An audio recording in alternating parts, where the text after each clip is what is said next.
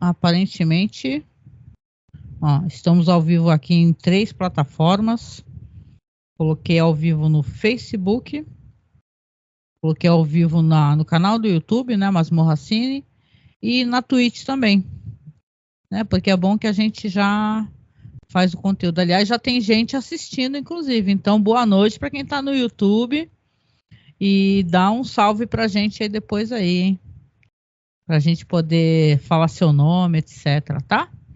Deixa eu só... Entrei um pouquinho antes, né? Porque eu queria testar como é que tá o áudio. Dá boa noite aí, Marcos. Boa noite, bem-vindos. Quem está acompanhando a gente aí pelo YouTube ou quem também ainda vai entrar aí pelas outras, né? Quem for assistir depois, né?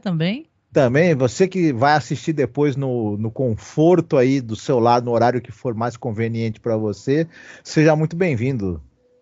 É isso aí, gente. Essa daqui é a última live do ano, último podcast do ano. Eu escolhi falar um pouco sobre o último episódio. Depois eu com o Marcos vamos conversar sobre as nossas pretensões para 2024, né, Marcos?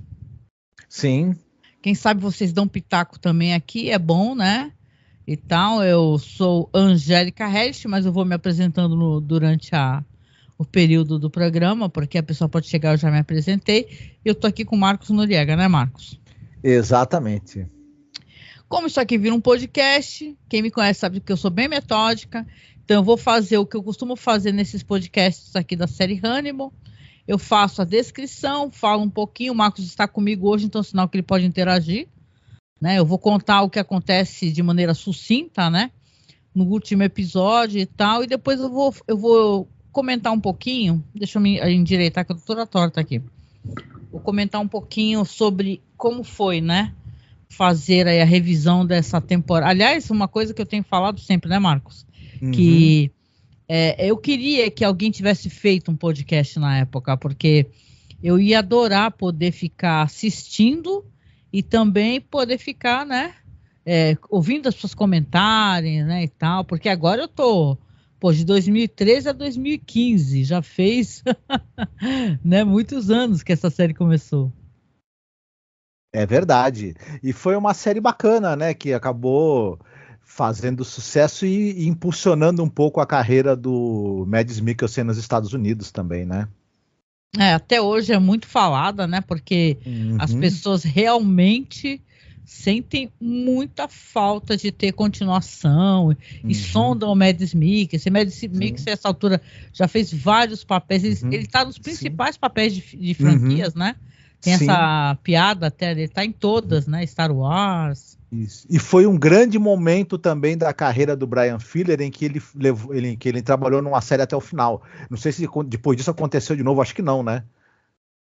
Não sei. Aqui eu acho que a série foi cancelada, né? Porque disse que ele queria fazer o Silêncio dos Inocentes, né? Então a série foi cancelada. Ele agora, atualmente, ele já sabe que antes de cancelar, ele sai. Para não ter a chance de fazer de novo isso com ele, né? Verdade. Mas vamos lá, Marcos, eu vou contar um pouquinho aqui sobre o que acontece. Depois, o que tu recordar, o que tu quiser comentar, tu pode comentar, tá bom? Como você tá comigo, muito também para poder falar a nossos projetos para 2024, para poder dar um salve para quem é padrinho, né, Marcos? Padrinho, madrinha, colaborador. Tem uma galera que nos ajuda. Nossa, a gente é muito grato, porque a gente conseguiu trocar a placa-mãe do computador, trocar processador, e tem gente que sempre faz Pix para ajudar. Vocês estão no nosso coração, né, Marcos? A verdade é que a ajuda do pessoal que é colaborador, do pessoal que apadrinha, do pessoal que contribui, ela bateu todos os recordes esse ano de 2023 e acabou sendo importantíssima para a gente conseguir renovar uma parte da aparelhagem e continuar produzindo. Então, isso foi muito bom, foi uma coisa que serviu de grande incentivo para a gente e acaba também, de certa forma, não é o único termômetro que a gente tem das pessoas gostarem do que a gente faz e respeitarem o que a gente faz, mas acaba sendo também um bom termômetro essa coisa da gente ter essa ajuda para poder continuar produzindo. Então foi muito bom ter esse reconhecimento, né? Verdade. E a gente só tem a agradecer, né? e tentar aí no ano que vem produzir coisas que sejam bacanas para que esse pessoal se sinta, digamos, né, recompensado também, né, por ter ajudado a gente. Não, e logo depois de uma pandemia, né, meu, que tá todo mundo derrubado, né, muita gente ficou sem trabalhar, ficou desempregado, e eu queria muito e consegui, né, tudo bem que ainda falta comprar a placa de vídeo, né, e depois teve essa mudança das regras para compra do AliExpress, eu tô ainda, mas o processador que eu peguei tem placa de vídeo integrada, né, então dá para trabalhar um pouco, dá para fazer live que nem a gente está fazendo aqui agora. Eu sei de uma coisa, meu, eu sou muito grata mesmo a pessoa que nos apoia, que fez Pix, que compartilha, que interage, porque, meu, é muito difícil para quem é como nós, assim, a gente não é patrocinado, assim, por empresas, nada. A gente faz podcast totalmente de coração, meu. Como muita gente aí, gente boníssima, podcast, só para poder dar uma exemplificada, né? Que é assim, você faz muito na garra, né? E tal, né? A gente, inclusive, pede apoio, o pessoal do podcast, né? Nem é muito de pedir apoio, né? Mas isso aí ajuda muito, porque a gente não tem recursos, né? Então, você depende dos seus próprios recursos para tudo, para pesquisa, para pagar a internet, para pagar a luz, por aí vai, né? Então, eu quero dizer que se a gente entrou numa live aqui, só não apareço em vídeo, que primeiro que eu estou totalmente descabelada aqui, e foi um dia muito puxado para quem, né? Me conte aí como é que tá no seu estado, na sua cidade, porque aqui tá um calor absolutamente infernal, tipo, estou derretida. Então eu não quero nem aparecer, eu quero só poder conversar com vocês, vocês escutam a minha voz, a voz do Marcos, né? Quando a gente estiver menos morrendo aqui de calor, aí a gente a gente aparece, né, Marcos? Exatamente. Meu amigo, minha amiga negacionista que fica dizendo que a poluição produzida pelo homem não influencia na temperatura, né, que nós estamos experimentando aqui. Já é ruim o calor sem escutar você falar essas coisas, com o calor fica pior. Putz, total, né, meu, total. Mas vamos lá, então. Eu falei pro Marcos, como isso aqui também é um podcast sobre o último episódio, eu vou contar as coisas que acontecem aqui. O Marcos vai falar também o que ele recorda, porque nós assistimos na época, né, gente? Não sei você que está acompanhando aqui, a gente assistiu na época e teve mix de feelings, né? Porque esse final, muita gente ficou, né, assim, caraca, não acredito, acabou assim, né, e tal.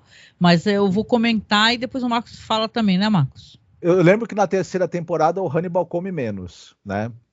O que ele costuma comer, né? Vocês já sabem o que é. Mas ele ainda come, ainda tem. Tanto que tem uma hora que ele come os lábios do Chilton, credo, gente, mas é verdade isso, né? Vamos lá, então, comentando aqui esse episódio aqui, Marcos, que o episódio se chama A Ira do Cordeiro, The Wrath of the Lamb, né? Lembra o Silêncio dos Inocentes, né? Silence of the Lambs, né? Então, tem uma brincadeira aqui, né, que é colocada aqui. Você tem ele escrito pelo Brian Fuller, o Steve Lightfoot e o Nick Antosca, né? Que eu tenho falado sempre também dos roteiristas, porque, na verdade, tem episódios aí, Marcos, que são a 4 mãos. A 4 mãos não, né? Há muito mais mãos, que são 4 pessoas, às vezes, assim, e a gente sempre fica assim, meio com o pé atrás, quando tem episódios escritos por muita gente. Você fala, o que está acontecendo, né? Sim, é que na verdade, na TV acaba isso sendo uma prática um pouco mais comum e tem resultados menos desastrosos do que costuma ser no cinema, né? Mas realmente em termos de roteiro e tudo, digamos assim que essa temporada, a terceira, ela é menos redonda, talvez, do que as outras duas, né? Tem eu vou falar sobre isso ali no final, assim, né? E tal, porque eu vou fazer uma análise no geral da série, né? Mas realmente, a gente tem um pouquinho de pé atrás aqui, né? Mas a direção é do Michael Rymer, que, olha, Rainha dos Condenados, que é um filme... Eu sei que as pessoas gostam desse filme, até porque a Laia, né, faleceu e tal, mas é um filme péssimo, de diversas maneiras. Outros filmes também, ou seja, ele não é um diretor de filmes muito relevantes, não, mas ele, para a série aqui, até que ele trabalha direitinho, né? Vamos colocar assim, porque tem gente aqui maravilhosa, né? Mas é uma coragem pegar um cara assim que não é tão notório, né? Tem episódio até dirigido pelo Neil Marshall, Marcos. sabe, na série. Então, é legal, assim, a direção, é uma direção segura desse cara, apesar de tudo, né? Mas vamos lá, para não me estender muito, né, para não deixar um áudio muito longo, eu vou contar as coisas que acontecem aqui para vocês que estão acompanhando. Quem recorda aqui, estamos numa fase onde o Dragão Vermelho, ele sequestra a Reba, né? Que a Reba aqui, Marcos, é aquela atriz do True Blood, né? Tu lembra? Que é aquela atriz do True Blood que faz a Reba, que é aquela personagem cega, sim, né, e tal. sim. Maravilhosa demais, sabe? Sem palavras para a atuação dela. E ele sequestra, né? No último episódio, ele sequestra ela e ele começa a fazer um jogo com ela. A gente vê que é um jogo porque ele fala para ela assim, olha, você passa a mão no meu pescoço. Aí ela passa, ele está com uma chave no pescoço. Aí ele manda ela tirar a chave pela cabeça dele e fala para ela assim, eu quero ver se eu posso confiar em você. Você vai ali e fecha a porta, né? E claro, ela cega, aliás, ela tem uma coisa assim de ser uma pessoa muito... ela conhece muito bem os ambientes, sabe? Ela é muito safo. Aí ela vai até a porta e claro que ela tenta fugir, né? Só que ele já está do outro lado da porta, ele já esperava isso. E aqui ele está fazendo o esquema para, na verdade, tê-la como testemunha. Por quê? Porque você vê que ele... O que é muito diferente do filme Dragão Vermelho, né? Você vê que ele faz isso, aí ele volta, manda ela fechar a porta, manda botar a chave no pescoço dele de novo, e ela começa a chorar e falar que ama ele, falar para ele não fazer mal para ela.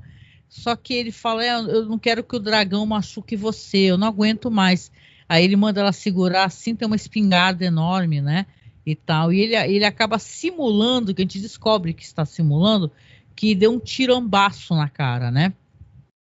Aí você vê que o cara fingiu, né? Aí ela fica desesperada, ele toca fogo em tudo, fala que, né, ele quer morrer com ela, né? E era tudo um joguete dele, era tudo uma estratégia dele, para que ele sabe que a Reba iria conseguir sair, ele mostrou para ela que estava com uma chave no pescoço, para que ela saiba de onde tirar, né?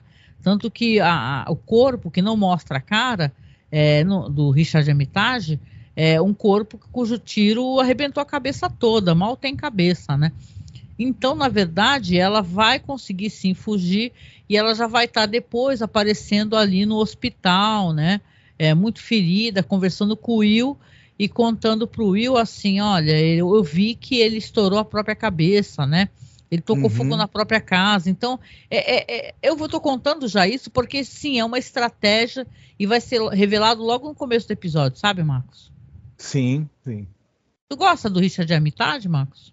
Eu gosto bastante dele, né? Eu não vi muita coisa com ele, não, mas em todos os papéis dele que eu vi, eu achei que ele se desempenha muito bem. Eu gosto bastante dele em Hannibal, na verdade. Na verdade, para mim, foi a melhor atuação que eu vi dele foi justamente em Hannibal.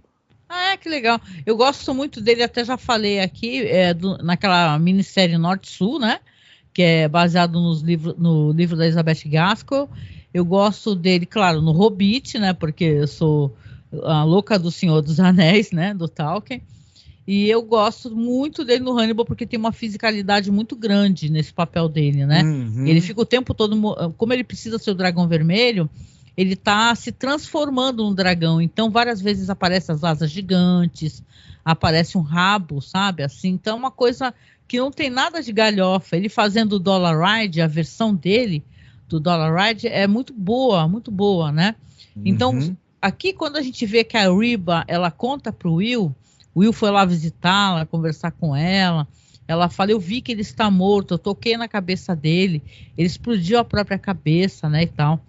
O Will, ele se solidariza com ela, fala, olha, que bom que você está bem, né, e tal, e ele depois vai falar para o Hannibal, porque ele está numa fase, Marcos, que ele quer tripudiar do Hannibal Lecter. Hannibal está preso, está naquele sanatório, né, e tal, naquele asilo, e ele vai lá para falar que o Dragão Vermelho se matou, né, porque ele quer tripudiar. E eles têm um diálogo muito interessante com o Hannibal, porque ele fica o tempo todo falando que o Hannibal não significa nada para ele, e o Hannibal fica falando, você vai pensar em mim, né? E aí você entende, Marcos, por que o pessoal faz tanto crush, sabe, com coisa assim, porque episódio anterior a Bedelia fala assim, ele cai em si, Hannibal me ama.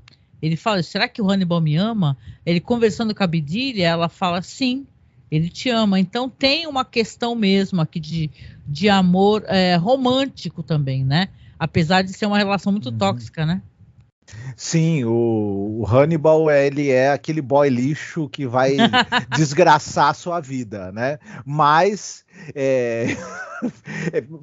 tirando a piada, né? Sim, a gente... É interessante como tem um subtexto ali de envolvimento até romântico, né? Uhum. O Hannibal, ele é uma pessoa que ele tem uma grande sofisticação e ele gosta de envolver todas as relações dele em uma forte ritualística. E não Sim. seria diferente por alguém que ele gosta, né? Que ele tem até ali talvez um interesse até romântico na pessoa. Eu diria assim que tem muitas camadas essa relação que ele tem com o Will. O problema é que a ritualística do Hannibal, por ele também ser um tremendo de um sociopata assim, do mais alto nível, né, que se pode imaginar de sociopatia, tem características que vão ser bem desgraçadas para você, né, passar.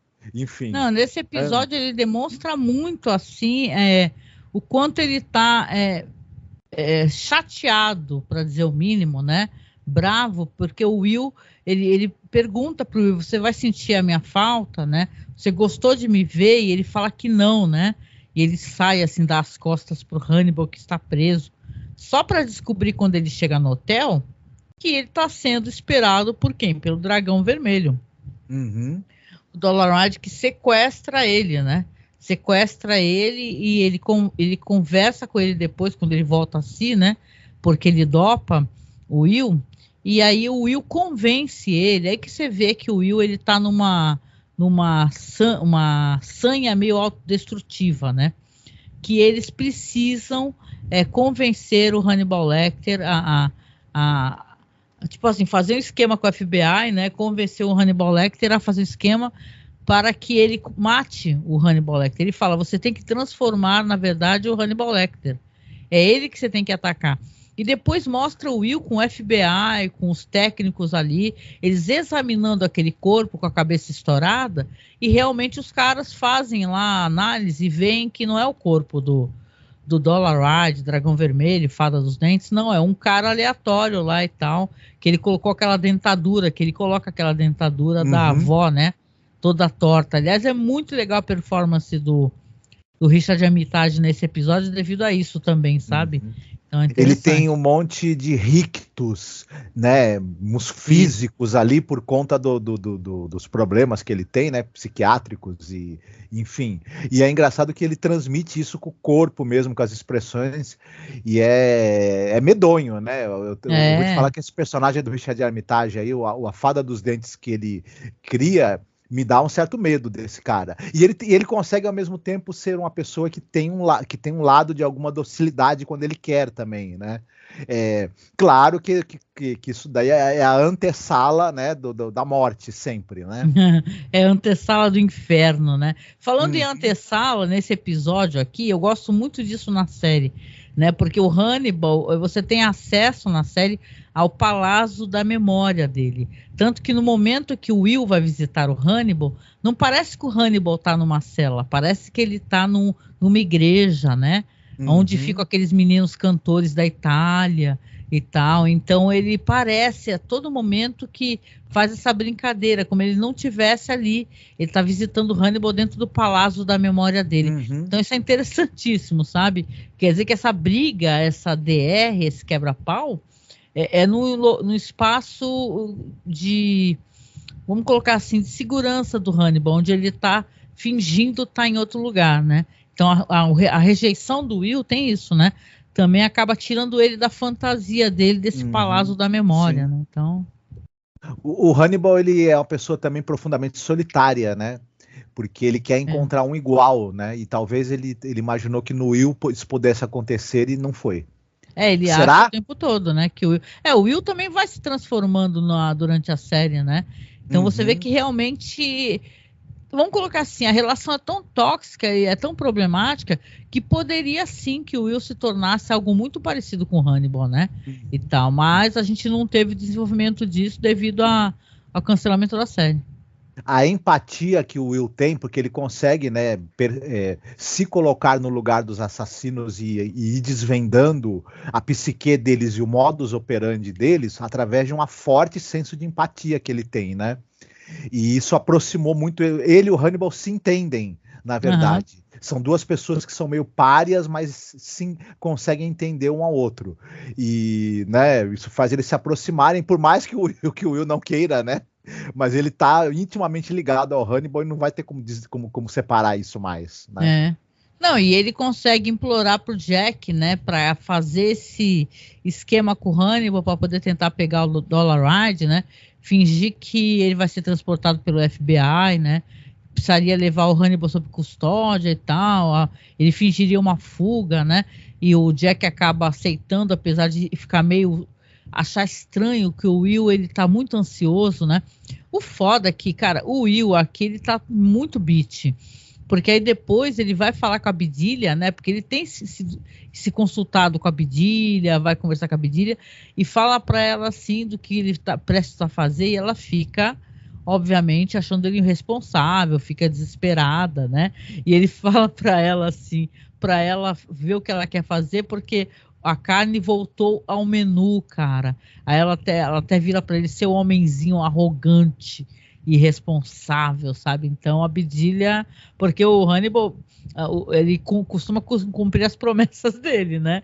Ele não conseguiu comer a Abdilia, né? E digo comer literalmente, né? E tal, e a Abdilia depois estava ganhando dinheiro sendo, como é que é, dando aquelas palestras, como é que foi ser mulher de um canibal. Isso. E o caraca, fingindo que, na verdade, ela não lembrava nada do que ela fez na Itália, mó cínica. E o Hannibal não vê a hora de pegar esse conhecimento dela de como é conviver com um canibal que está incompleto, né, e completá-lo finalmente, né? Ela saber o último detalhe que falta, né? Que é quando você é o jantar. Eu tinha uma memória falsa, né? Eu achava que eu tinha visto ele fazendo uma janta com a Abdilia, tipo assim, servindo a perna dela, né? Mas era uma memória falsa, né? Então não aconteceu, né? Sei que, obviamente, né, Hunt to the Hills, né? Se o Hannibal, como as pessoas sabem que ele é terrível, né? E foge mesmo, né? As pessoas que tiveram qualquer relação com ele vão fugir, né? Então, olha o que aconteceu. Aliás, é muito trágico, não sei se tu lembra, né? Porque vai mostrar de novo o Chilton aqui. O Chilton tá numa daquelas... Ele sobreviveu, tá numa daquelas câmaras bariátricas, né? Que elas têm forte quantidade de oxigênio para ajudar na cicatrização e tal. Mas ele tá queimado, foi queimado vivo, foi totalmente ferido pelo Dollarhide, né? E a Lana vai lá visitá-lo, né? E você vê que esses personagens eu acho muito rico, Marcos. O que a série faz com esses personagens, com a Lana, com o Chilton, com o próprio Will, entendeu? Que eles não são personagens planos. Por exemplo, o que aconteceu ao Chilton foi uma coisa que o próprio Chilton joga na cara dela. Todos bolaram aquilo, que fizeram um plano ali para tentar fazer o Dollarhide reagir, né? Usando aquela jornalista, né? Do Tetler, né? Para falar que ele era porque eles percebem que ele é... Eles usam a Fred Lounds, né? Isso. Percebem que ele é homofóbico, aí falam que ele é um perturbado, que ele é um abusador e babá. E, na verdade, ele acaba atingindo o Chilton, né? Só que o Will, ele faz uma sacanagem. Ele pega, na hora que vai botar foto no jornal da Fred Lounds, ele coloca o braço assim, abraçando o Chilton, né? Aqui que o Dollarhide faz, vai atrás do Chilton, né? E aí que ele vai ser... muito ferido, ele vai ser queimado e tal. E aqui ele joga na cara da Lana tudo isso. Ela fala assim, o Hannibal, ele realmente atingiu muitas pessoas, né? Não somente o Will, mas você, né? Porque você me trouxe para essa armadilha, você foi lá me buscar, que foi ela que convidou, né? Levou o Chilton para falar com o Jack e o Will. Então você vê que as pessoas também estão transformadas, esses personagens não são planos, né? Eles têm, eles não são mocinhos, né? Acho isso interessante. eles têm um arco de desagregação moral, e que o catalisador é o Hannibal, a presença dele, né? Mas eles acabam, claro, né, sucumbindo a toda essa trama, né, que o Hannibal criou em torno deles, e eles se deixam levar e acabam todos eles ultrapassando seus limites éticos e morais e se transformando em outras coisas. O Hannibal meio que foi transformou todos eles em algo diferente e algo muito mais sombrio, eu diria, né? Muito mais obscuro do que eles eram no começo, ou que eles achavam que eles eram, né? E é interessante a forma como a série trabalhou esses personagens, deu essa leitura interessante para eles, esse arco, né? Que ao contrário não é um arco de superação, é um arco de decadência ética e moral, né? E isso é bacana, né? Não, muito bacana, muito bacana. É mais interessante. Eu acho o Chilton da série, ele o melhor Chilton, você entende? Ele tem muito mais agência, ele sofre, ele teme, ele tem um medo muito grande. Ele não é apenas um covarde engravatado, torturador do Hannibal, ele tem uma coisa a mais. Ele tem uma insegurança, entendeu? Ele tem uma coisa vingativa, tem certo momento que ele quer fazer com que o Will seja preso, né? Então, ele o tempo todo ele tem uma baixa autoestima muito grande. Isso é muito interessante.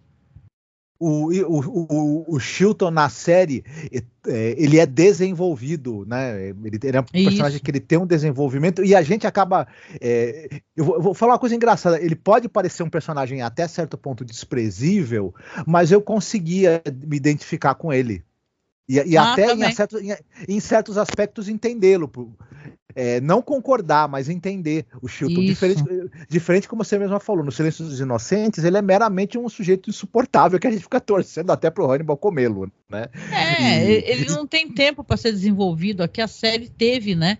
Então ele vai até o último episódio tendo relevância dentro da história, tanto que nesse momento ele joga na cara da Lana, né?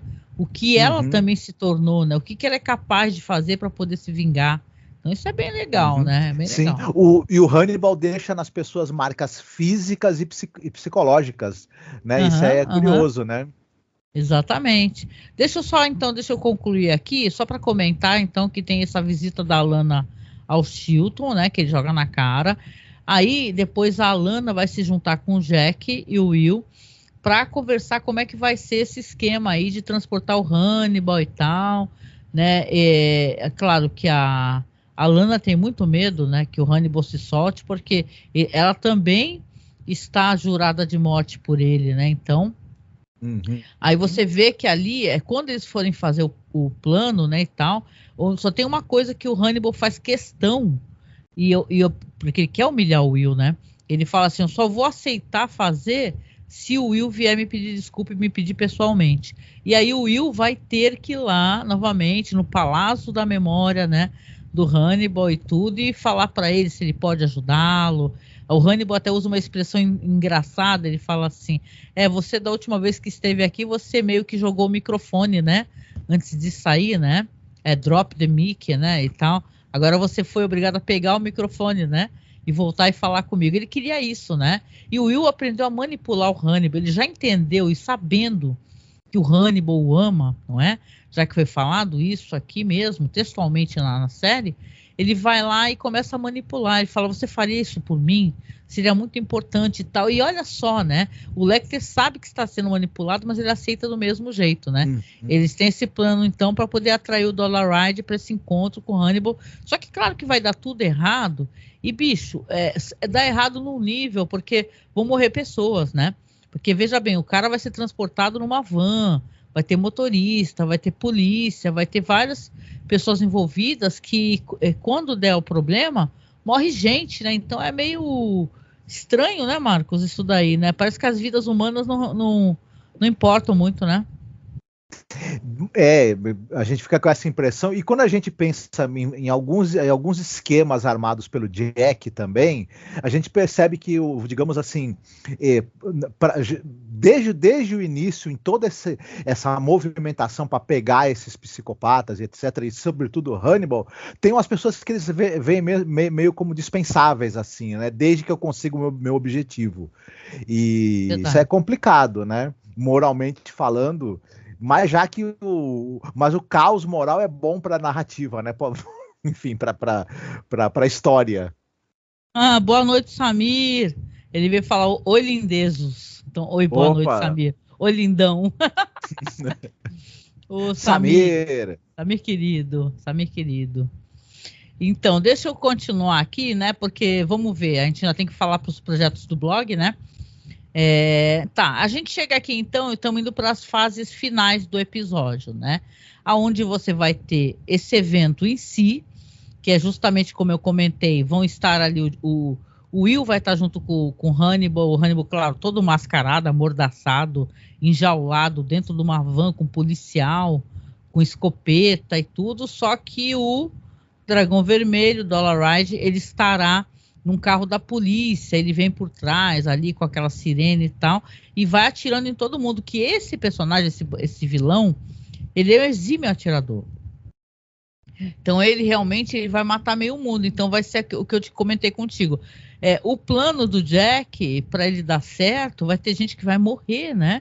No final de contas, então é o que você falou, o Jack ele não tem o menor constrangimento também dele acabar envolvendo as pessoas e quem morrer, morreu, né? O que importa é que, na verdade, ele também, tanto quanto o Will, nesse momento eles querem matar o Hannibal.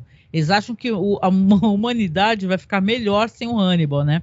Coisa que a gente até que concorda, até porque a vida deles mesmo está em risco, né, Marcos? Né? Tá todo mundo aqui, o Hannibal, qualquer momento que ele fugir, todo mundo pode correr risco, né, de ser morto por ele, né? Sim. Então, quando acontece isso e tal, e aí fica sabido, né, claro, né, o Dollarhide ataca todo mundo, o Hannibal vira a caminhonete, o Hannibal consegue sair, né, e só ficam os dois vivos, só o Will e o próprio Hannibal. Você vê que aí eles pegam um carro ali, o Hannibal fala, vamos segui-lo, ele quer que nós o sigamos, né, e tal, e pega um carro de polícia e tal, eles vão indo atrás do carro onde está o Dollarhide, né, porque tem que ter o desfecho dessa situação, e você vê que aqui os dois estão juntos novamente, né, e todos chegaram a uma concordância, né, inclusive a própria Alana e tal, que o Hannibal precisa morrer. Só que quando eles descobrem, a Alana descobre que ele fugiu, já mostra, né, Marcos, uma cena da Alana indo embora com a esposa e o filho, porque, esse homem solto, o próprio Hannibal fala para ela, você sabe que tudo que você teve a partir do momento da briga na minha casa, ali você morreu, né? Se você arrumou esposa e filhos, não importa, você vai, eles estão perdidos também, eles me pertencem. Então já está ameaçando, sabe? Então ela já parece ela fugindo. As pessoas costumam ter sede de vingança. O Hannibal tem fome de vingança. É pior, é problema. Então aí eles vão para a van, né? O Hannibal se solta, vai para a van, pega o carro, convida o Will, fala, vamos embora, Will, né? E tal, e eles se dirigem a uma casa na beira de um penhasco, que tem um plano muito lento e muito claro. Queria perguntar para quem assistiu, eles mostram vários, como se fossem degraus, sabe, naquele penhasco. Ele não é reto, né? Ele tem vários patamares, eu não lembro o nome ali, que onde que se cair uma pessoa, ela não cairia diretamente no mar. Para mim ficou essa impressão, que esse plano, ele tem essa intenção, mas a série acabou, né? Mas vamos lá então. Aí ele vai para essa casa, que é uma casa muito chique, na beira de um penhasco, fazem ali uma análise sobre a questão da erosão, né? Eu acho que é até uma figura de linguagem que eles utilizam para falar sobre a erosão da humanidade também, a destruição, uma coisa que é inexorável, né? Então você vê que ali eles estão olhando ali para o penhasco, e depois já estão lá dentro conversando, o Hannibal está servindo um drink, né? E ele pergunta para o Will, você quer vê-lo me matar, né? E o Will fala que sim, né? E aí, daqui a pouco, eles percebem, né, que eles estão sendo observados pelo Dolaride, né? E aí, quando ele está tomando vinho, né, você vê que atravessa aquela janela, aquele vidro, uma bala, né, que atinge a barriga do Hannibal, né? É interessante porque é mostrado que os ferimentos são ferimentos sérios, né? Não são ferimentos que dá para você safar dos ferimentos, né? O Hannibal é atingido, a bala atravessa a barriga dele, né? E depois o Dolaride já entra, o dragão vermelho, né? Ele já entra, né? E você vê que ele tá feliz porque o Hannibal, né? Tá ferido, mas apesar do Hannibal se virar para ele e falar assim, olá, né? Olá, Francis, né? Que é o nome dele, olá, Francis, né? E aí, se por acaso o Will tivesse alguma ilusão que o Dolaride não iria atacá-lo, ele estava muito enganado, porque ele pega umas facas e ele mete uma facada fortíssima no pescoço do Will, né? Então são todos danos que eles recebem ali nessa luta ali com o Dolaride que são de morte. Eu penso assim, né, Marcos? Que ali tinha a intenção que esse personagem, se eles não fossem morrer, ia ser uma sorte muito grande, porque, porra, ferimento na barriga, tiro na barriga, facada no pescoço, né? O Dolaride dá várias facadas no Will, né? Tanto que como ele machuca muito o Will, aí você vê que ele leva o Will lá pra fora e tudo continua esfaqueado, eles continuam a brigar. O Hannibal se levanta, né? Aí ele percebe que ele tem que salvar o Will, porque, porra, não pode o Will morrer na mão do Dolaride, né? Aí começa a atacar o Dolaride, o próprio Will também se junta a ele, ataca, os dois atacam o cara, entendeu? E é interessante. O Hannibal não admite que alguém vá tentar estragar a refeição dele, né? A futura refeição dele, não. Em vários sentidos, de acordo com todo mundo, né? Porque o cara, o Dragão Vermelho, tá atacando alguém que ele ama, né? É o cara que ele ama, né? Ele tá sendo assassinado por um inferior, né? Um serial killer inferior, né? Que ele talvez achasse que o Dragão Vermelho, tanto que ele, quando ele começa a falar pro Hannibal, eu quero filmar você agonizar para eu poder absorver a força, e ela vai vir para o dragão, né? Então ele acha que filmando as coisas ele consegue atrair a força para o dragão interno dele, esse dragão vermelho aí, né? Só que, bicho, sinceramente, os dois começam a atacar ele e ele acaba sofrendo muito dano, né? Muito dano e acaba no chão. E a cena, né, Marcos, dele no chão, o sangue em torno dele parecem asas, né? É como se ele estivesse, naquele momento ele virou um dragão, né? Não é um dragão imaginário, ilusório, ele é o dragão de sangue, é um dragão morto, né? Isso sim. Sim, mais uma metáfora visual bem interessante nessa série, que é cheia delas, né? Tem muita... O Bryan Fuller gosta, né, de usar muitas metáforas visuais nas narrativas que ele conduz, seja como showrunner, né? E nessa série aqui eu acho que ele chegou até no ponto mais alto em conseguir, né, essas metáforas visuais interessantes e muito evocativas, né? Sim. Enfim. Não, e aí vem o grande finale, né? Porque aí nesse momento o Will ele está, veja bem, eu penso, os dois estão morrendo, né? Cobertos de sangue do Dragão Vermelho. E o Dragão Vermelho tinha isso dele querer atacar as famílias nu, porque na luz da lua o sangue ficava com uma cor diferente. E o Will se vira e fala pro Hannibal, é lindo, né? É verdade, a cor muda, né? Sob a luz da lua, a cor do sangue, né? Aí o Hannibal vira para ele e fala assim, eu não falei que eu ia transformar você, que você seria igual a mim, algo assim, né?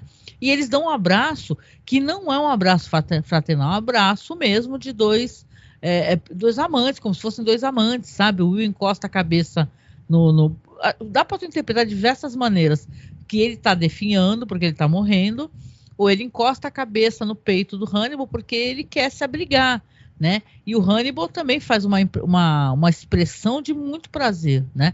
Mesmo ele tá sofrendo ali, agonizando e tal, e aí os dois, e nesse momento que o Will pega e atira os dois pelo penhasco, né? Sobe a música, né? Aí ele fala, o Hannibal fala para ele antes de cair, fala assim, veja, isso é tudo que eu sempre quis para nós dois, né? Aí você fica até pensando assim, queria o quê? Que os dois morressem? Juntos, talvez sim, né? E aí quando ele cai, né, no penhasco, você fica, né? Eu lembro que a primeira vez que eu assisti, falei, meu Deus, o que é isso? Como assim? Uhum. Mas não é um final ruim. A gente sabe que na segunda temporada também as pessoas sofreram ferimentos gravíssimos e conseguiram sobreviver. E a gente fica na dúvida se eles não voltariam. Mas esse não é um final ruim. Uhum. Mesmo que ele tenha sido um final que foi forçado pelo encerramento da série, pelo cancelamento, de qualquer maneira, apesar dessa temporada ter altos e baixos, assim, ele foi um final interessante, um final que faz sentido. Né? Oh, agora o choque maior, porque eu, né, não tinha pegado isso aí, mas depois dos créditos, a série faz a maior trollagem. Porque passa a cena, tem cena pós-créditos. E quando a gente vai assistir, tá quem? A Bidilha. Ela tá sentada na cabeceira de uma longa mesa, olhando para uma lindíssima travessa com a sua própria perna assada. Uhum. Aí você vê que ela tá ali, né? Sem a perna esquerda e tal, e termina com ela pegando um garfo. Né? Uhum. Então ainda tem essa trollagem no final, assim, que sinceramente é genial. Uhum. Assim, eu gostei desse último episódio. As pessoas lamentaram, né? Foi tipo, teve toda espécie Mas de. você acha que a Bidilha, ela mesma resolveu queria comer a própria perna, ou será que na verdade o Hannibal sobreviveu e a gente está vendo no futuro o momento em que ele pegou ela e fez ela comer a própria perna? É aí que tá, né? Porque assim, não deu tempo para ele conseguir, depois daquela fuga de carro, ele ia atrás da Bidilha, cortar a perna dela, né? Estancar o sangue, né? Será que ela mesmo cortou a própria perna, né? Então deixa tudo em aberto. É por isso que todo mundo fica também com a impressão de que, caramba, pode ser que tinha uma outra intenção aqui, né? E a gente que não sabe, né? Então acho interessante isso daí, né? Pra caramba, né? Então é isso, né? Termina assim, gente. A série Hannibal, que eu lembro claramente de ter falado muitas vezes pro Marcos, falar assim, ai caramba, eu queria tanto que tivesse um podcast sobre a série Hannibal, acabou passando os anos e eu mesma fiz. Uhum. Né? Então, né? Mas olha, vou te falar que é muito bom. Aqui vem algumas curiosidades que eu costumo colocar, Marcos, extras e tudo, tá? Diz aqui, então, nos extras, que os primeiros minutos desse episódio, que são aquelas cenas da Reba, seriam do episódio anterior, só que acabaram sendo transportados para esse aqui, né? Os caras sempre colocam isso. Diz que o episódio foi inicialmente planejado para abrir com uma cena do Dollaride queimando uma pilha com toda a sua parafernália do dragão, pintura, livro, filmes e tal. Diz que o Bryan Fuller moveu essa filmagem para o final do episódio durante a edição, tanto que tem um momento que aparecem as coisas pegando fogo, sabe? O quadro, que era quase um altar que ele tinha para aquele quadro, né, do Blake, do Dragão Vermelho. Então, interessante, o Bryan Fuller alterou, né? Diz aqui também que a sequência de Reba escapando da casa em chamas ia ser muito mais elaborada no roteiro, e apareceria o Dollaride seguindo ela secretamente com uma máscara de gás para garantir que ela saísse viva, coisa que eu lamentei não terem deixado, porque de certa maneira humanizaria um pouco mais o personagem, que visivelmente para ele, talvez ela fosse a única pessoa que ele amava de verdade, né? Aí diz aqui que o Bryan Fuller não pôde fazer isso devido às restrições de orçamento, tempo. Diz que grande parte das filmagens não estava de acordo com os padrões do programa, acabou levando ele a editar muito, né? Fazer versões mais curtas do que ele gostaria, né? Ele queria uma coisa mais impressionista, né, e tal, né? Aqui diz também que, embora o programa ignore intencionalmente o elemento do estupro, né, dos crimes do Dollaride no livro, porque diz que esse personagem no livro ele também é um estuprador, né? O Dollaride, o Dragão Vermelho. O Bryan Fuller, no comentário em áudio, ele disse que confirmou ao Richard Armitage que o Dollaride planeja estuprar, meu Deus, o cadáver de Hannibal como fez com as outras vítimas, porque esse personagem era necrófilo, olha isso, gente. Uhum. Né? Aqui a série meio que só subentende. Você vê que ele tira a luva, toca nas mães, né, das famílias que ele assassina, por aí vai. Olha que personagem horroroso, né? No roteiro, o Will ataca o Hannibal, tirando do blefe. em contraste com a versão final, né? Então seria diferente. Em vez de vir o tiro, né, que atinge o Hannibal, seria o Will que atacaria, né?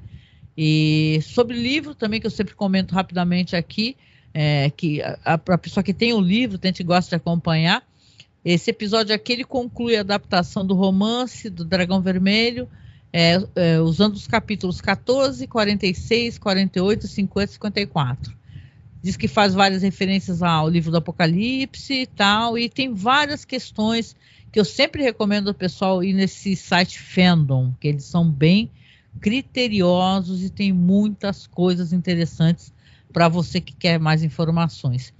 Sempre tem questões aqui do DVD e do Blu-ray também que eles colocam, mas como a gente já está um certo tempo aqui fazendo a live, acabou demorando um pouquinho, já estou a 45 minutos, eu quero aproveitar esse momento aqui, primeiro, depois vou perguntar a tua opinião também, Marcos, porque eu sei que tu assistiu a primeira vez comigo, também tu tens tuas opiniões, né? Mas eu queria dar a minha opinião, né? Porque eu já estou aqui há meses, né? Falando sobre Dragão Vermelho com vocês, o pessoal está acompanhando. Criei um podcast com feed exclusivo lá para o Orelo, para o Spotify. Tá saindo no Masmorra Cine também. Mas, né, a gente investiu tempo, né? Um trabalho de afeto, né? E foi incrível fazer essa revisão, gente. Se por acaso você chegou aqui no último episódio, né, e de repente fala, pô, será que vale a pena assistir essa série Hannibal? Vale muito cada segundo. Ela é luxuosa nos diálogos. Esse cara, o Bryan Fuller, ele, né, Marcos, ele realmente tem uma visão, né, sobre questões de vida e morte de uma maneira muito interessante, filosóficas e tal, sobre amor, né? Uma questão queer que ele coloca na série, né?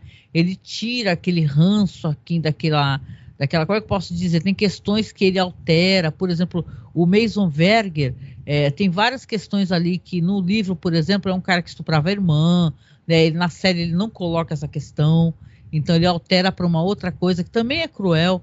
Então é interessante como a visão do Bryan Fuller enquanto roteirista, com outros roteiristas, claro, ela é muito elegante e, claro, tudo, figurino, efeitos especiais, atuações, esse negócio do Will, ele fazer ter essa perspectiva alterada, que ele vê o crime, né, como se fosse um rewind, né? Ele vê tudo voltado à cena do crime, o sangue voltar para o corpo da pessoa, como a pessoa estava e tal, e ele ter essa visão sobre aquele facho de luz. Eu sempre achei isso uma coisa muito elegante, né?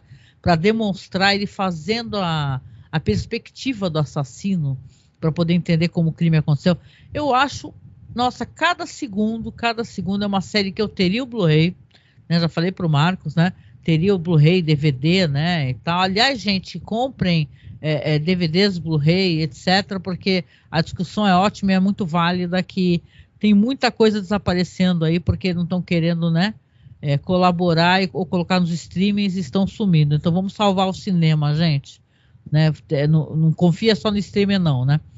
Mas assim, vale a pena cada segundo. O maravilhoso Mads Mikkelsen, o maravilhoso aqui nessa temporada, né, o Richard Armitage, o próprio ator que faz o Will Graham, né, que é o Uffe Laurie, né? Uffe Laurie não, qual é o nome dele? Uffe Dance. É ótimo. Cada segundo, cada trama, né? A alteração, o cara pegar várias histórias, e aqui eu tô falando do Bryan Fuller, né? O cara pega vários livros, ele não, por exemplo, né? Quem está acompanhando sabe, ele não podia falar do Silêncio dos Inocentes. Então ele adaptou o Silêncio dos Inocentes. A Clarice, ela está vaporizada em várias falas da Clarice, na boca de outros personagens, atitudes que seriam da Clarice Starling. Então isso é muito bonito, cara. A maneira como ele adaptou o roteiro é muito elegante, né, Marcos? Sim, essa série eu concordo com você. Ela é bem escrita, é uma coisa assim, como ela é uma série que ela fala da perseguição, né, da investigação, de serial killers, com um serial killer ajudando o FBI, sem que o FBI saiba, né, que ele é o pior de todos, né? Seria muito fácil a série focar nessa coisa aberrante do canibalismo, das mortes, que está representado muito bem na série também. Mas ela entende que a história precisa dos personagens, o foco são os personagens e esse lado muito obscuro da natureza humana que vai aflorar grandemente em todos eles durante a trama. Então, e a representação visual e gráfica disso, né? Dessas paisagens mentais aí, que são paisagens mentais bastante estranhas, né? E a série aproveita isso para ela ser visualmente marcante e interessante também, né? Então ela acaba acertando acho que em várias frentes, assim. E se torna uma experiência bem bacana da televisão. Ao mesmo tempo, tá na cara que é o tipo de série que talvez não tenha uma gigantesca audiência, né? Porque o valor de entretenimento dela acaba sendo um pouco menor do que outras séries assim que não vão tão a fundo e de forma tão pesada nesse lado, né, terrível da natureza humana. Enfim, mas séries de investigação policial, algumas acabaram fazendo muito sucesso na TV, né? Mas eu acho que essa é uma série que ainda vale a pena quem não viu descobrir e procurar e tentar conhecer, porque vai ter uma grande surpresa. Se ela hoje não é tão comentada, né? Ela é um produto assim muito bacana e muito interessante mesmo, né? Eu acho ela moderna. Acabamos ficando com fundo escuro aqui porque eu estava fazendo umas alterações, né? Eu acho ela muito moderna, muito elegante, sabe? Então para quem gosta de cinema e tal, né? Gosta dessa visão, né? Do cinema, pô, é uma coisa muito bonita mesmo, assim. Você vai ter uma experiência muito engrandecedora. Eu acho que ela não é uma série que é o terror pelo terror, sabe? É uma coisa meio... Você tem ali coisas para discutir, assuntos para debater, sabe? Acho isso muito bonito, muito elegante. O personagem principal é alguém que tem uma cultura sofisticada e tem um gosto estético sofisticado. E é bacana que a série conseguiu, né? Em diversos momentos, mesmo nos momentos em que ela está retratando algo muito aberrante, terrível, trazer um pouco dessa sofisticação estética, né? Que o próprio personagem Hannibal tem. Exatamente, né? E é isso, gente. Foi muito bom fazer a revisão. Espero que você... chegar aqui, assim, do nada você consiga se interessar o suficiente para poder, né, assistir e acompanhar, né, e tal, porque agora a gente vai fazer o seguinte aqui no nosso podcast, aqui a gente vai conversar um pouco sobre as coisas que a gente quer fazer para o ano que vem, né? Se você está acompanhando aqui, você já sabe que eu tenho interesse, né, eu já falei anteriormente, de falar sobre a maravilhosa série Six Feet Under, né? Eu estou pronunciando corretamente, né? O Six Feet Under, né? Que é uma série lindíssima, muito, né? Legal, que fala sobre isso também, vida, morte e tal. Eu adoro esses assuntos, né, Marcos? Né? Eu acho muito bom, acho que vale a pena a gente... quem não conhece, acho que vai gostar de conhecer, na verdade, né? O Marcos também chegou a assistir bastante, né? Eu vou fazer que nem Hannibal. A diferença com o Six Feet Under, eu acho que vai ficar quase o ano inteirinho de Six Feet Under. Isso vai ser bem legal. Para quem quiser acompanhar, eu devo começar... talvez não, porque eu vou começar em fevereiro, né? Mas, de qualquer maneira, eu acho que vai valer a pena para quem gosta. Ainda mais que está na Netflix, né, Marcos? Né? É uma série que eu acho que ela... Eu falo isso, repito, que eu acho que é o que fez a HBO... ser o que é HBO, né? Junto com Sopranos, né, também. Isso. É uma excelente série dramática. Enfim, apesar do nome Six Feet Under e tratar também de uma família que tem um negócio, ou pelo menos alguns membros da família têm um negócio que é uma funerária, é uma série sobre a vida, sobre as relações entre as pessoas. E é muito... fragilidade, né? Você ser frágil, né? Precisar de apoio. É uma série que ela falava, ela foi ousada porque ela fala, você fala sobre morte de maneira clara, né? Vamos lembrar, cada episódio de Six Feet Under começa com a morte de alguém, né? Porque a família tem uma empresa funerária e tal, de embalsamamento, vende caixão e tal. Só que tem toda a questão da família, a questão das relações, questões de falar... Pô, na época se falava de questões de homofobia e tal, já que tinha um personagem que é gay, né? Depois foi o Michael C. Hall, né? Depois ele foi para Dexter, né? Então, pô, eu acho uma série muito rica. E agora que tá na Netflix, né, gente? E se não tá na Netflix, tem para baixar muito fácil, viu? Vocês vão amar, gente. Eu chorei muito. É uma série que todo mundo fala que terminou perfeita, redonda, né, Marcos? A série Six Feet Under, ela teve o tempo. A gente tá falando Você terminou agora de fazer essa releitura de Hannibal, que é uma série que foi cancelada prematuramente, né? Mas no caso do Six Feet Under, houve o tempo necessário para fechar os arcos dos personagens, para ter um encerramento que foi pensado, né? E aí ganha também. Enfim, a gente tem alguns exemplos, eu não vou precisar me estender e citar, de séries que foram trajetórias muito boas, mas que sofrem com um final apressado, um final que não é satisfatório, e não é o caso de Six Feet Under. A série ela foi num passo certo, porque sabia também onde queria chegar e teve o tempo e as temporadas necessárias para isso, e ela acaba muitíssimo bem, fechando bem tudo. Então, quem te acompanhar nessa análise que você vai fazer da série, primeiro quem resolver assistir a série vai ter uma experiência com série dramática e com audiovisual na TV maravilhosa, muito boa mesmo, e também vai ter o prazer de poder te acompanhar e sabendo que tá investindo numa série, depois num podcast de análise, que vai tratar de algo que terminou também muito bem, né? Então... e eu gosto de fazer, sério, de coração, eu gosto de pegar e reassistir as coisas, porque é que nem um livro, gente, e com várias coisas, né, do audiovisual, literatura, você tá diferente. Como é que eu era na época que passava Six Feet Under, né? Era pessoa diferente. Hoje em dia eu já vejo a vida e a morte e as relações de outra maneira. Então isso é muito legal. Isso é muito legal. Quem quiser realmente assistir e acompanhar o podcast, eu sempre recomendo, porque eu sou muito paciente nesse sentido, né?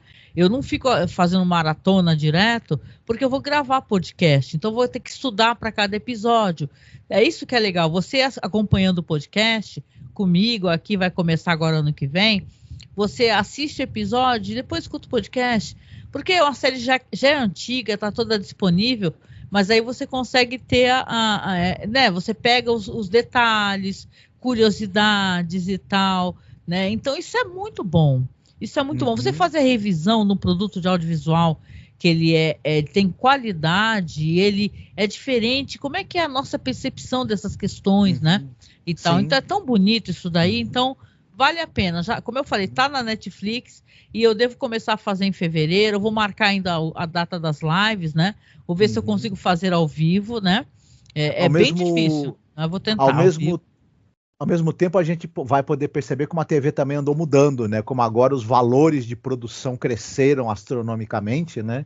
Isso. E as séries de grande sucesso talvez um pouco comecem a depender disso, né? E o Six Feet Under, apesar de não ser uma série exatamente barata, mas ela não se apoiava, né, em uma grande parafernália de efeitos visuais e cenas grandiosas, né? Como agora a TV um pouco tá, né, se encaminhando. Era muito o roteiro, né? Vamos lembrar que a criação do Alan Ball, né?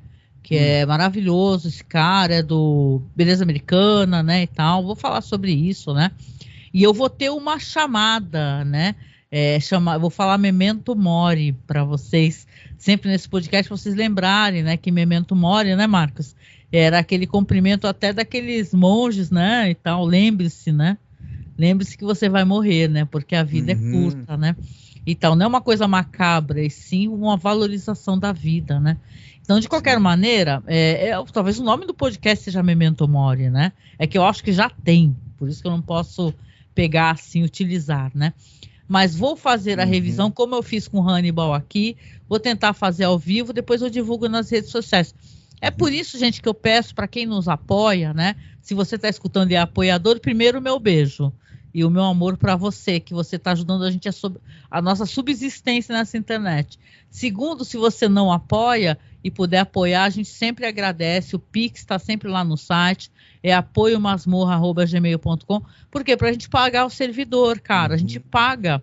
A gente tem, ano que vem a gente vai fazer 15 anos de podcast, tá? 15, tá? E temos muito áudio. A gente tem, sei lá, mais de 20 GB de áudio. Porque são muitos anos de podcast, né? Então acontece. Olha que a gente nem exporta, né? Porque eu sou editora, eu nem exporto na maior qualidade, não, gente. É porque são muitos anos fazendo podcast, né? Então, por favor, nos apoie e vai continuar os projetos. A gente vai entrar em ato em janeiro, sim, porque a gente tem que criar a vinheta, tem que sentar e ver as datas das gravações, ver os convidados. Sim. Mas já fica a dica aqui que eu vou começar a fazer solo, né, o Six Feet Under, tá? Para quem quiser acompanhar. E, por favor, tá? É primeiro aviso, né, Marcos, sobre o ano. Sim, além de tudo, quem acompanha a gente nas lives, tem acompanhado, sabe que vai rolar também o Galeria do Terror, né? Isso!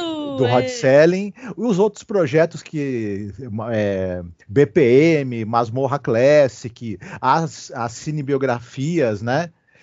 Desculpa, as filmografias também devem ir pipocando por aí ao longo do ano, né? E, enfim. A minha apresentação de imagens não está aparecendo aqui. Peraí, gente finíssima, deixa eu botar para vocês aqui que o Marcos estava falando e eu fiz uma apresentação de imagens para vocês, né? Só um segundo aí, Marcos.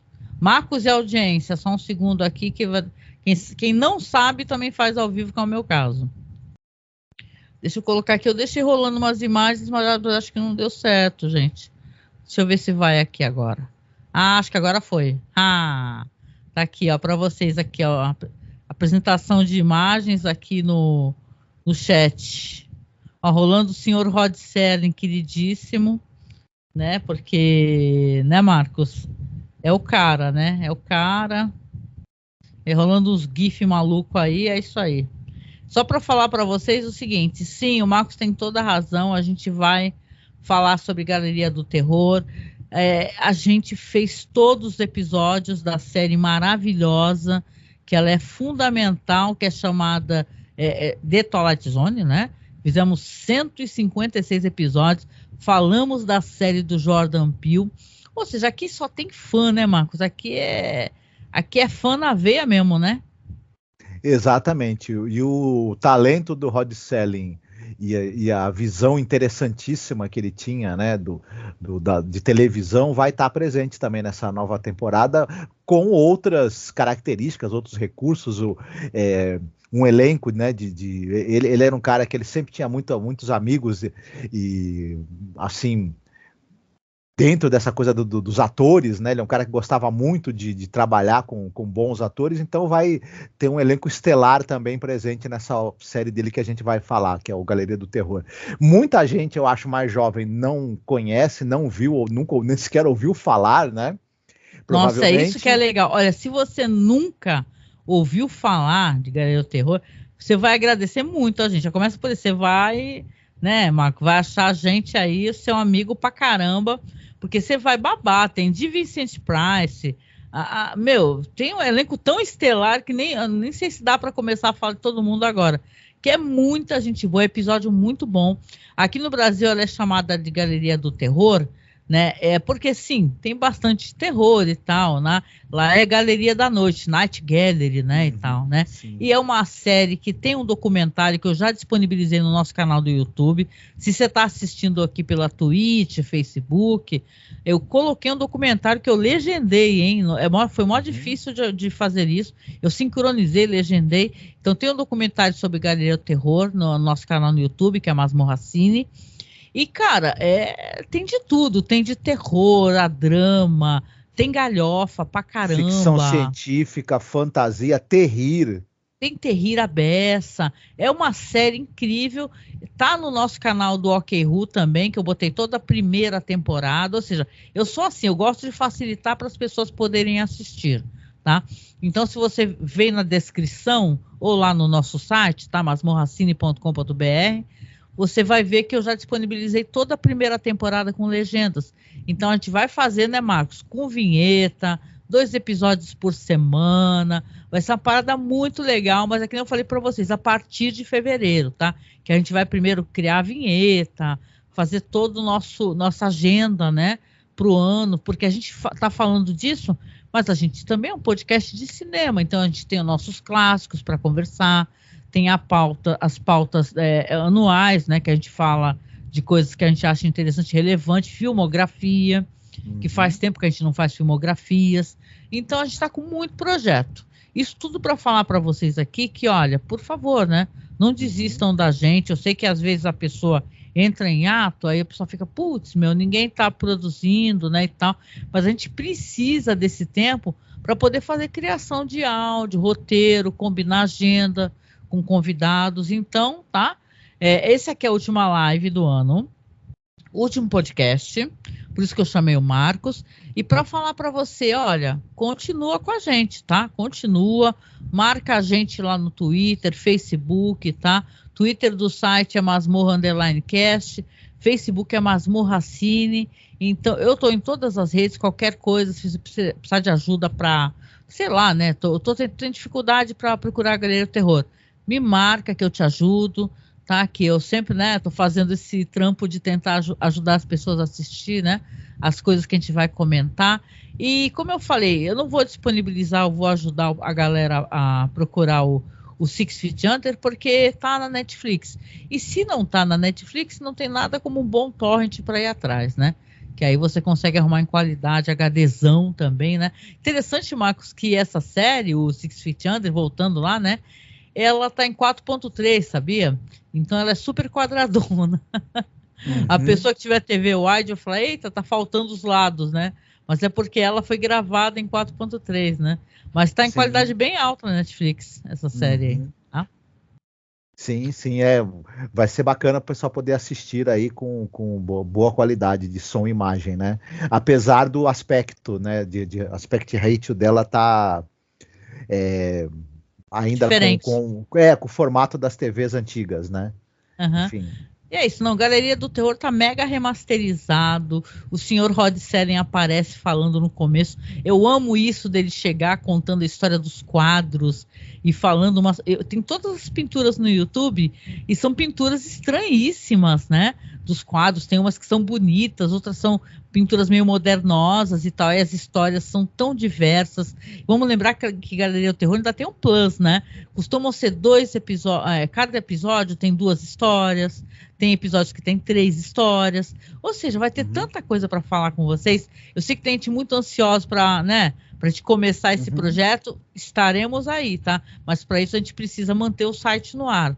Vocês vão ter que tentar me ajudar a manter o site no ar para que não caia. Se cair, gente, né, não desistam, né? Fica no Spotify, me marca no YouTube, então no próprio Twitter, né? Mas vamos torcer para não cair, porque tá caro para manter, viu, Marcos? O bendito do site, viu? Sim, mas de qualquer maneira, os podcasts vão continuar existindo, né? Sim. Num ou no outro local eles vão ficar... podem não estar mais, né? Lá pode não estar no feed, né? Mas assim, claro que eu sou uma pessoa que eu aprendi a duras penas a fazer backup.